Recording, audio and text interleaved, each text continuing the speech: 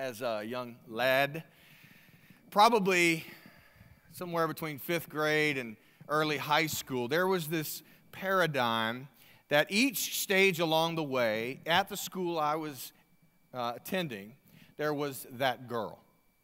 You know what I'm saying, guys? The girl that if you had her as a girlfriend, you were the man. You know what I'm talking about? And you never like get the chance to be, she's never going to give you the time of day. You know that, but she's the one. Everybody kind of has it in their mind, and believe it or not, within the first 2 weeks, all the guys, we've got them all picked out. We know, and that there's this girl along the way that you would be the stud if you had her with your girlfriend, and everybody would look at you and go, "Wow, he's the man." Well, there came a day when that happened to me. And you'll think I'm bragging, just hold on. It happened to me. Someone told me in the hallway one day at school, "Hey, she told me she likes you."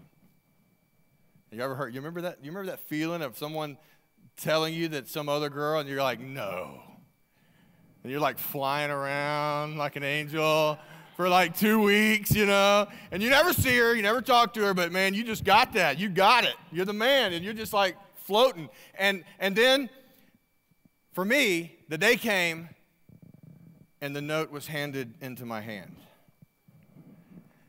And it had colors, and it was like flowers and decorated with smiley faces. And then it was folded in a cool way where there was a tab, and you pull the tab, and you unlock the mysterious beauty.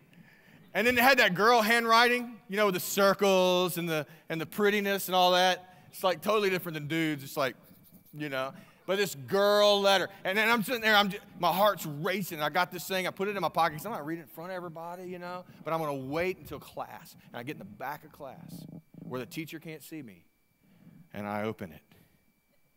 And I begin to just hang on every letter. And then sure enough, the question at the very bottom. Now, I don't know what your question was, but our question was, "Will you go with me?" What was it here? Will you go with me? See? Same thing. And then at the bottom, and after the question, it's the boxes. It's 3 boxes. It's yes, no, maybe. That's right. You get maybe in there. And all the girls always say maybe. And you're like, what is that? Why did I put maybe on there? But all the guys, when that girl asks you to be her boyfriend, yes. Because see, it's so good for guys because all we have to do is check a box. And it is a done deal. Contract sealed. It is done. And the beauty about the age I was in is you check the yes box and it's done. And the relationship was awesome. And the main reason was because at that age, you could have a girlfriend in the school and never see her. She was your girlfriend. Everybody knew it, but you never talked to her. I think I got one phone call that we talked for like 5 minutes, But you had this wonderful arrangement where you could check and not have to perform. And everybody still knew you were the man, And so I enjoyed this for a while, but the moment came when we were going to be at the same place for an extended amount of time on a Friday night. And it was called the skate rink. Now, the beauty of this... Quit. He's going to clown on me this week. But the beauty of this is that I knew we were going to be there together. She asked me, "Hey, are you coming? I'll be there." And you did the note, "Yeah, I'll be there." And it was awesome, my brother. But here I am. I'm thinking in my mind, right as I get home from school, like, what do I do? Like, what do you say?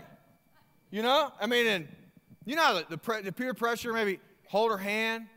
It's like, how do you do that? Did you go the reverse way? The guy in the back, girl in the front? Do you do the finger lock thing? I just didn't know. And I knew that I was going to have pressure, like, to say stuff right, or to look right or to do things right. And I just felt this amazing pressure like, oh my goodness, I could blow it.